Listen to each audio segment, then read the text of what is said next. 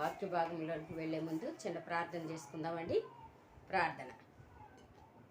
జీవాధిపతి, మీకు వందనాలు, స్తోత్రాలు నాయనా ప్రభా. వాక్యమైన దేవా, వాక్యం ద్వారా మాతో మాట్లాడండి నాయన. మీ వాక్యాన్ని ధ్యానించడానికి మీ సహాయం అనుగ్రహించమని ప్రార్థిస్తున్నాను.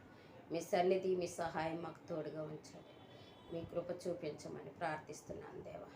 ఆయన మీ సహాయం అనుగ్రహించి మమ్మల్ని సిద్ధపరచమని, బలపరచమని యేసునామములో ప్రార్థిస్తున్నాం తండ్రి, ఆమేన్. ఆదికాండము 22వ అధ్యాయాన్ని ధ్యానించుకుందామండి. 22వ అధ్యాయం మొదటి వచనాన్ని ధ్యానించుకుందామండి. ఆ సంగతులు జరిగిన తర్వాత దేవుడు అబ్రహామును పరిశోధించెను. ఎట్లనగా ఆయన అబ్రహమా అని పిలవగా అతడు చిత్తము ప్రభువా అనెను. ఇక్కడ చూడండి, వాక్య భాగంలో మనం చూసినట్లయితే అబ్రహామును శోధింపటానికి దేవుడు మనకి హెబ్రీయులకు రాసిన పత్రికలో 11-17 వచనంలో రాయబడినట్లుగా అబ్రహామును శోధింపబడి విశ్వాసమును బట్టి ఇస్సాకును బలిగా అర్పించెను. దేవుడు శోధిస్తున్నట్లుగా ఇక్కడ మనము పరిశోధిస్తున్నట్లుగా ఇక్కడ మనం చూస్తున్నాం. అందును బట్టి అబ్రహమా అని దేవుడు పిలిచినట్లుగా ఇక్కడ వాక్య భాగంలో చూస్తున్నాం.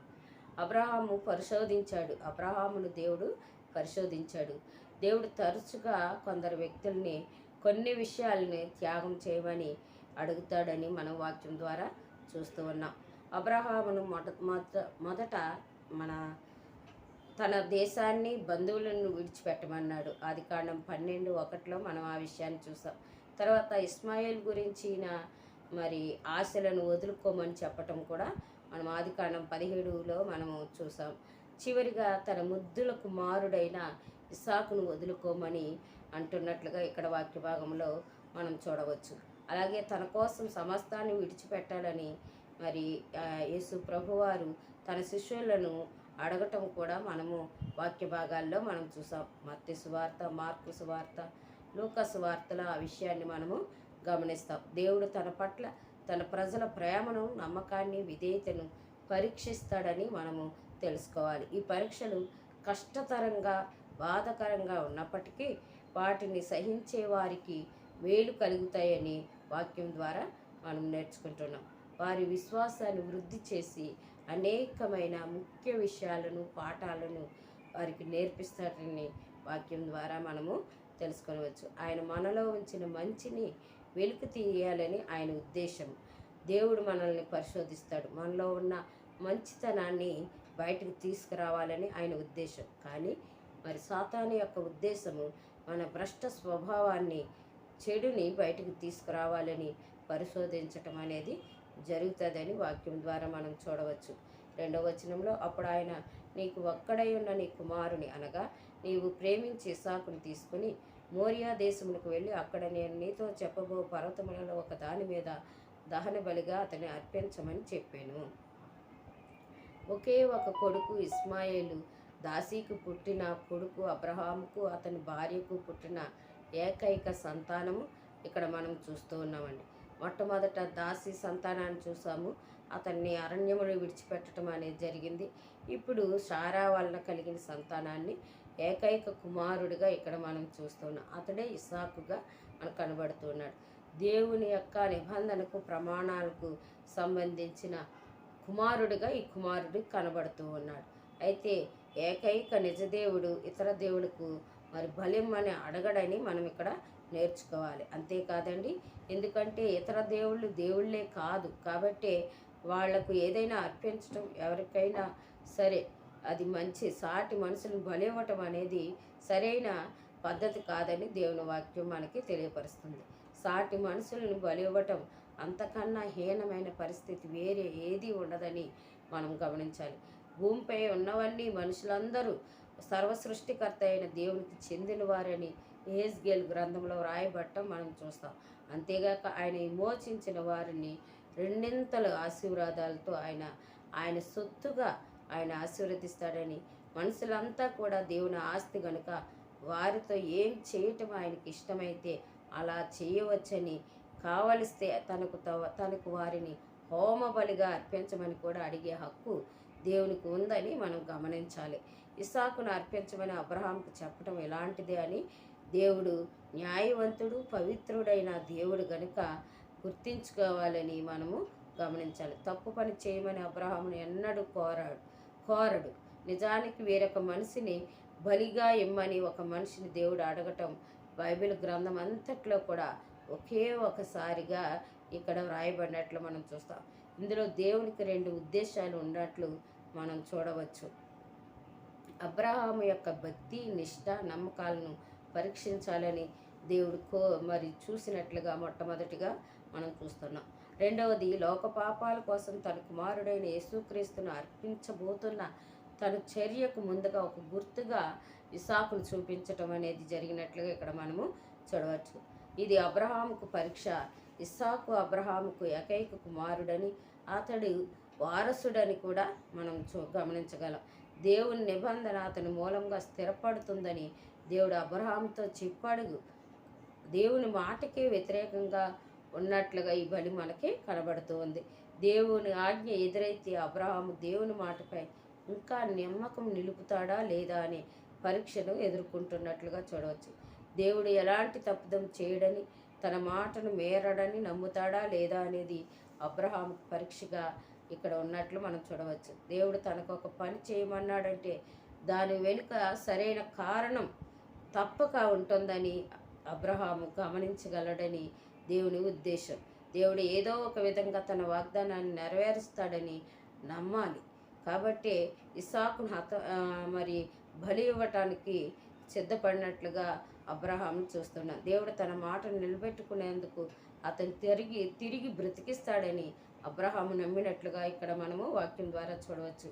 ఇదంతా దేవుడు తన యేసుక్రీస్తు విషయంలో ఏం చేశాడో దానికి దృష్టాంతముగా ఇస్సాకులాగా యేసు కూడా తండ్రికి ఏకైక కుమారుడని మనం గమనించగలం. ఆయన ఈ లోకానికి వారసుడు. దేవుడు తన క్రొత్త నిబంధన ఆయన ద్వారా చేశాడని అబ్రహాంకు మాట ఇచ్చి లోకమంతటికి దీవెనలు కలుగుతాయని చెప్పినది నెరవేరేది యేసు ప్రభు మూలంగానే అని మనం గమనించాలి. దేవుడు మానవ జాతిని ప్రేమిస్తూ పాపుల కోసం ఆయన బలి చేశాడని మనం గమనించాలి. తర్వాత తన వాగ్దానాలన్నీ నెరవేర్చేందుకు ఆయన యేసు ప్రభువును మళ్ళీ బ్రతికించాడని మనము తెలుసుకోవాలి. దేవుడు ఇస్సాకును మోరియా ప్రదేశానికి తీసుకువెళ్ళమని అబ్రహాముతో చెప్పటము, మరి జెరూషలేము ఉన్నది ఆ ప్రాంతంలోనే గనుక ప్రభు అయిన యేసుక్రీస్తు వారు శిలువ మరణం చెంది తిరిగి సజీవంగా లేచినది కూడా అదే స్థలమని మనము గమనించాలి. 3వ వచనం, 4వ వచనం, 5వ వచనంలో చూసినట్లయితే తెల్లవారినప్పుడు అబ్రహాం లేచి తన గాడిద గంత కట్టి తన పనివారిలో ఇద్దరిని తన కుమారుడు ఇస్సాకును వెంటబెట్టుకుని దహన బలి కొరకు కట్టెలు చీల్చి లేచి దేవుడు తనతో చెప్పిన చోటుకు వెళ్ళాను.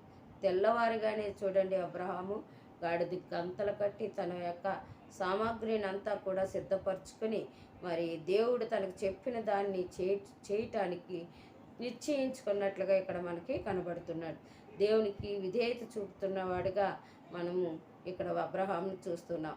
4వ వచనంలో 3వ నాడు అబ్రహాం కన్నులెత్తి దూరము నుండి ఆ చోటు చూసి తన పనివారితో, మీరు గాడిదతో ఇక్కడనే ఉండుడి, నేనును ఈ చిన్నవాడును అక్కడికి వెళ్ళి దేవునికి మొక్కి మరలా మీ యొద్దకు వచ్చేదమని చెప్పి, చూడండి తన పనివారితో మీరు ఇక్కడే ఉండండి, నేను ఈ చిన్నవాడు ఇద్దరము వెళ్ళి దేవునికి బలి అర్పించి వస్తామని చెప్తున్నట్లుగా ఇక్కడ మనకి కనబడుతుంది. అబ్రహాం మాటలు దేవుని మీద అతనికి ఉన్న నమ్మకాన్ని తెలియజేస్తున్నట్లుగా మనం చూడవచ్చు. 6వ వచనంలో దహన బలికి కట్టెలు తీసుకొని తన కుమారుడు ఇస్సాకు మీద పెట్టి తన చేతితో నిప్పును కత్తిని పట్టుకొని పోయాను. వారిద్దరు కూడి వెళ్ళుచుండగా, చూడండి ఇక్కడ ఇస్సాకు మీద కట్టెలు మరి పెట్టినట్లుగా వాక్య భాగంలో మనం చూస్తున్నాం. యోహాను సువార్త 19:17లో చూసినట్లయితే వారు యేసుని తీసుకుని పోయి ఆయన తన శిలువ మోసుకొని కపాల స్థలం అనే చోటికి వెళ్ళాను. హెబ్రీ భాషలో దానికి గుల్గోతా అని పేరు. చూడండి అక్కడ యేసు ప్రభువారు శిలువను మోసుకొని వెళ్ళినట్లుగా చూస్తున్నాం. ఇక్కడ ఇస్సాకు కట్టెలు తనపై పెట్టుకుని మోస్తున్నట్లుగా ఇక్కడ ఇస్సాకును చూస్తూ ఉన్నాం. యేసు ప్రభువారికి ఇస్సాకు పోలికలు ఇక్కడ మనకి చూపెడుతున్నట్లుగా కనబడుతున్నట్లుగా మనం చూడవచ్చు. ఇస్సాకు పసిపిల్లవాడైతే కాదు కానండి, కట్టెల మోపు మోయగలవాడుగా కనబడుతూ ఉన్నాడు. ఇంకా అతనికి మరి అతడు ఏం చేస్తున్నాడో ఇస్సాకుకు తెలుస్తూనే ఉన్నట్లుగా మనము గమనించగలం. 7వ వచనంలో ఆ విషయాన్ని మనకి స్పష్టంగా తెలియపరచబడుతూ ఉంటుంది. ఇస్సాకు తన తండ్రి అయిన అబ్రాహాముతో నా తండ్రి అని పిలిచెను. అందుకతడు ఏమి నా కుమారుడు అన్నను. అప్పుడు అతడు నిప్పును కట్టెలను ఉన్నవి కానీ దహన బలికి గొర్రెపిల్ల ఏది అని అడుగుగా 8వ వచనంలో అబ్రాహాము నా కుమారుడా దేవుడే దహన బలికి గొర్రెపిల్లను చూసుకొని అని చెప్పాను. చూడండి, ఇక్కడ మనం చూసినట్లయితే అబ్రహాము యొక్క సమాధానం మనకు కనబడుతుంది. యోహాను సువార్త 1:29లో ఆ విషయాన్ని మనం చూడవచ్చండి. మరునాడు యోహాను యేసు తన యొద్దకు రాగా చూసి, ఇదిగో లోక పాపమును మోసుకొని పోవు దేవుని గొర్రెపిల్ల. యేసు ప్రభు వారిని గొర్రెపిల్లగా అక్కడ మనకి చూపెడుతున్నట్లుగా వాక్య భాగంలో చూస్తూ ఉన్నాం. దేవుడే చూసుకుంటాడనే విషయాన్ని ఇక్కడ స్పష్టంగా రాయబట్టం అనేది మనకు తెలియపరుస్తూ ఉంది. 9వ వచనం 10వ వచనంలో చూసినట్లయితే అలాగూ వారిద్దరూ కూడి వెళ్ళి దేవుడు అతనితో చెప్పిన చోటికి వచ్చినప్పుడు అబ్రహాం అక్కడ బలిపీఠమును కట్టి కట్టెలు చక్కగా పేర్చి తన కుమారుడకు ఇస్సాకును బంధించి ఆ పీఠముపై నున్న కట్టెల మీద ఉంచాను. చూడండి, ఇక్కడ ఇస్సాకును ఆ యొక్క బలిపీఠము పైన పేర్చిన కట్టెల పైన మరి పెట్టినట్లుగా వాక్య భాగంలో మనము చూస్తున్నాం. యాకోబు పత్రిక 2:21లో మన పితరుడైన అబ్రహాము తన కుమారుడైన ఇస్సాకును బలిపీఠం మీద అర్పించినప్పుడు అతడు క్రియల వలన నీతిమంతుడని తీర్పు పొందలేదా? చూడండి, అబ్రహాము ముందుగా మరి దేవుని నమ్మెను, అది అతనికి నీతిగా ఎంచబడింది. ఇక్కడ చూసినట్లయితే క్రియల మూలంగా కూడా నీతిమంతుడిగా కనబడుతున్నట్లు వాక్య భాగంలో మనము చూస్తున్నాం. 10వ వచనంలో అప్పుడు అబ్రహాము తన కుమారుని వధించుటకు తన చెయ్యి చాపి కత్తి పట్టుకొనగా చివరికి విధేయత లక్షణాలు అతడు చూపిస్తున్నట్లుగా మనకి కనబడుతాయి. అంతిమ విధేయత లక్షణాలు ఇతనిలో అబ్రహాములో మనకి కనబడుతున్నాయి. అబ్రహాము వెనుక తీయకుండా మరి కత్తి ఎత్తినట్లుగా ఇక్కడ వాక్య భాగంలో మనం చూస్తున్నాం. 11వ వచనంలో యెహోవా దూత పరలోకం నుండి అబ్రహామా అబ్రహామా అని అతను పిలిచెను. అందుకు అతడు చిత్తం ప్రభువా అని. చూడండి, దేవుడు మరి అబ్రహాముని పిలిచినప్పుడు చిత్తం ప్రభు అన్నట్లుగా ఇక్కడ మనము వాక్య భాగంలో చూస్తున్నాం. యెహోవా దూత అనగా ప్రభు అయిన యేసుక్రీస్తు వారిగా మనం ఇంతకు ముందే చెప్పుకున్నామండి. దేవుని కుమారుడు అబ్రహామును అడ్డగించాడని ఇక్కడ మనము వాక్యం ద్వారా చూస్తూ ఉన్నాం. చరిత్రలో చాలా కాలం తర్వాత తనను తాను అడ్డగించుకోక మనందరి కోసం తనను మరి శిలువ మరణానికి అప్పగించుకున్నట్లుగా ప్రభు అయిన యేసుక్రీస్తు వారిని మనము చూస్తాం. ఫిలిప్పీలకు రాసిన పత్రిక 2:8లో ఆ విషయాన్ని మనం చూస్తాం. మరియు ఆయన ఆకారమందు మనుషుడిగా కనబడి మరణం పొందినంతగా అనగా శిలువ మరణం పొందినంతగా విధేయత చూపినవాడై తన్ను తాను తగ్గించుకొనెను. దేవుడు తన్ను తాను తగ్గించుకున్నట్లుగా ఇక్కడ వాక్య భాగం ద్వారా మనం చూస్తూ ఉన్నాం. 13వ వచనంలో అప్పుడు అబ్రాహాము కన్నులెత్తి చూడగా పొదలో కొమ్ములు తగులుకొని ఉన్న ఒక పొట్టేలు వెనుక తట్టున కనబడెను. అబ్రాహాము వెళ్ళి ఆ పొట్టేలును పట్టుకొని తన కుమారునికి మారుగా పెట్టి దహనబలిగా అర్పించెను. 14వ వచనంలో అబ్రాహాము ఆ చోటికి యెహోవా ఈరే అని పేరు పెట్టెను. అందుచేత యెహోవా పర్వతం మీద చూచుకొనును అని నేటి వరకు చెప్పబడును. ఇక్కడ వాక్య భాగంలో మనం చూసినట్లయితే యెహోవా ఈరే అనగా యెహోవా చూసుకును అన్న మాటను అక్కడ పేరుగా పెట్టినట్లుగా అబ్రహామును మనం చూస్తున్నాం. యెహోవా ఈరే అని ఆ పర్వతంపై పేరు పెట్టినట్లుగా వాక్య భాగంలో మనము చూస్తూ ఉన్నాం. క్రీస్తులో యెహోవా మరి యేసు ప్రభువారిలో దేవుడు ఆ విధంగా లోక పాపాల కోసం అర్పణమును యజ్ఞ బలిగా ఏర్పరచారని మనము గమనించాలి. ఈ సంఘటన దేవుని పర్వతంపై అంటే యెరూషలేములోనే జరిగినట్లుగా మనము వాక్య భాగంలో చూస్తున్నాం. 15వ వచనంలో 15, 16, 17 వచనాల్లో యెహోవా దూత రెండవ మారు పరలోకము నుండి అబ్రహామును పిలిచి ఇట్లనెను, నీవు నీకు ఒక్కడే అయ్యున్న నీ కుమారుని వెనుతీయక ఈ కార్యం చేసినందున నేను నిన్ను ఆశీర్వదించి ఆకాశ నక్షత్రముల వలెను సముద్ర తీరమందల ఇసుక వలెను నీ సంతానమును నిశ్చయముగా విస్తరింపజేసేదను. నీ సంతతి వారు తమ శత్రువుల గవిని స్వాధీనపరచుకుందరు.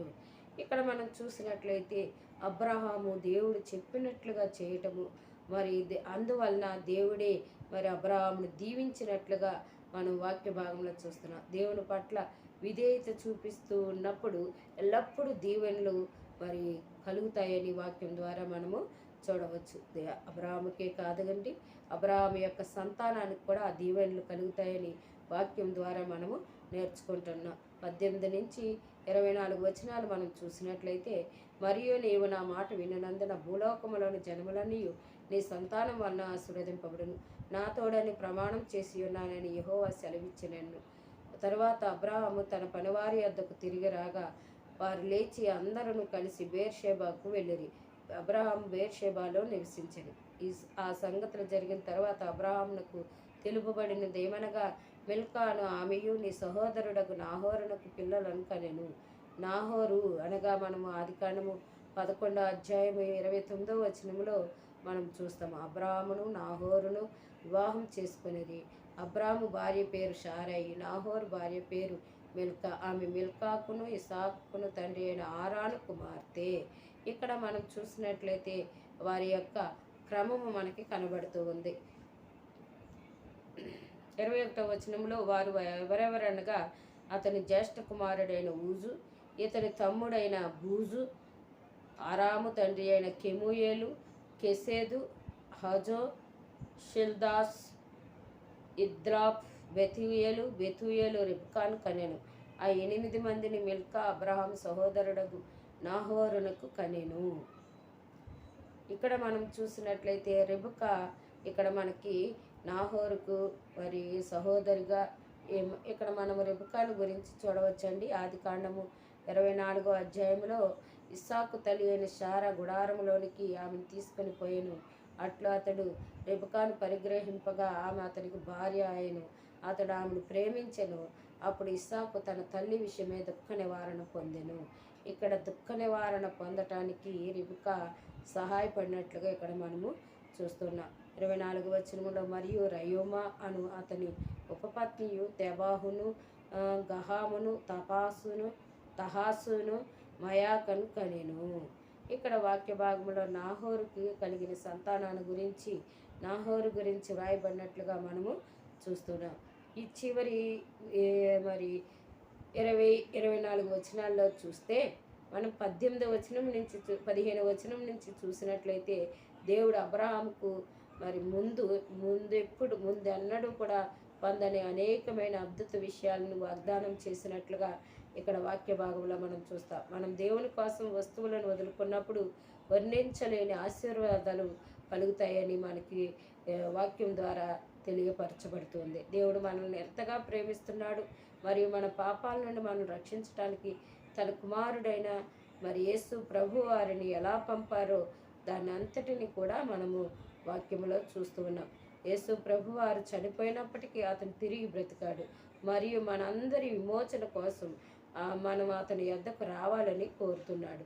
దేవుడు మన కోసం చేసిన వాటన్నిటికీ మనము కృతజ్ఞత కలిగి ఉండాలని, మరియు ఆయన సేవించడానికి మన జీవితాలను అర్పించాలని అబ్రహాము తన ప్రియమైన కుమారుడైన ఇస్సాకును విడిచిపెట్టడానికి సిద్ధపడినట్లే దేవునిపై నమ్మకం ఉంచడానికి, భూమిపై మనకు అత్యంత ఇష్టమైన వాటిని వదులుకోవటానికి మనం సిద్ధంగా ఉండాలని దేవుని వాక్యం గుర్తు చేస్తూ ఉంది. దేవునితో మనల్ని సరైనదిగా చేసేది మన మంచి పనులు కాదు, కానీ మరి దేవునిపై ఉన్న మన విశ్వాసం అని గమనించాలి. నాహోరు కుటుంబం గురించి 24 వచనాల్లో రాయబడటం మనం చూస్తున్నాం. ఈ భాగంలో హారాను అనే ప్రదేశంలో నివసించిన నాహోరు కుటుంబం గురించి మనం తెలుసుకుంటూ ఉన్నాం. ఇది ముఖ్యమైనది, ఎందుకంటే వారు దేవుని పని కొరకు అనుసంధానించబడిన వారిగా కనబడుతున్నారు. ఇస్సాకు మరియు యాకోబు వివాహం చేసుకున్నారు, కానీ అది జరగటానికి ముందు నాహోరు కుటుంబం గురించి తెలియపరచబడటం జరిగింది. అబ్రహాము సొంత కుటుంబం దేవునికి ఎంతో ప్రాముఖ్యమైనప్పటికీ అతను తన ఇతర కుటుంబ సభ్యులను కూడా గుర్తుపెట్టుకున్నట్లుగా మనము ఇక్కడ చూస్తున్నాం. వారి జీవితాలు మెరుగుపడటం గురించి విన్నందుకు సంతోషిస్తాడని ఈ యొక్క వాక్య భాగము తెలియపరుస్తుంది. దేవుడు మరి మన కుటుంబాలే కాదండి, మన చుట్టూ ఉన్న కుటుంబాలు, మన యొక్క ఇరుగు పొరుగు వారి కొరకు, ఇతర కుటుంబాల కొరకు కూడా మనము మరి వారిని దేవుని వైపు నడిపించే వారంగా ఉండాలని దేవుని వాక్యం హెచ్చరిక చేస్తుంది. అలాగ నడిపించినప్పుడు దేవుడు ఎంతో సంతోషిస్తాడని ఇక్కడ అబ్రహాము కుటుంబాలను గురించి వ్రాయబడటం మనం చూస్తున్నాం. అటు రీతిగా మనం అనేక కుటుంబాలను దేవుని వైపు మరల్చేవారిగా ఉండాలని దేవుని వాక్యం హెచ్చరిక చేస్తుంది. అటువంటి కృప దేవుడు మనందరికీ అనుగ్రహించునుగాక. ఆమేన్. ప్రార్థన చేసుకుందామండి. పరిశుద్ధమైన తండ్రి, మీ పాదములకు వందనం, స్తోత్రం నాయన. అబ్రహాముకు నాయన ప్రభ సంతానముగా వాగ్దాన పుత్రునిచ్చి ప్రభ బలి అడిగినట్లుగా చూస్తూ ఉన్నాం నాయన ప్రభ. మీరు పరీక్షించే దేవుడు నాయన. మీ పరీక్షలో మేము నిలబడినట్లయితే ప్రభ నాయన మాకు అనేకమైన ఆశీర్వాదాలతో దీవెనలతో మమ్మల్ని దీవిస్తామని వాగ్దానం చేస్తున్నారు ప్రభ. మీ పరీక్షలో మేము నాయన ప్రభ నిలబడే కృప మాకు అనుగ్రహించండి నాయన. అది కష్టమైన, నష్టమైన, బాధైన ప్రభ నాయన వాటిని నెరవేర్చడానికి మీ సహాయము, మీ శక్తిని అనుగ్రహించమని ప్రార్థిస్తున్నాం. మీ వైపు చూస్తూ మా జీవితాలను గడపటానికి, మేము కూడా అబ్రాహాము వలె ఇతర కుటుంబాలతో సంతోషించడానికి, వారిని మీ వైపుకు నడిపించడానికి మీ సహాయం అనుగ్రహించమని యేసు నామమున ప్రార్థించి వేడుకొంచున్నాం తండ్రి. ఆమేన్.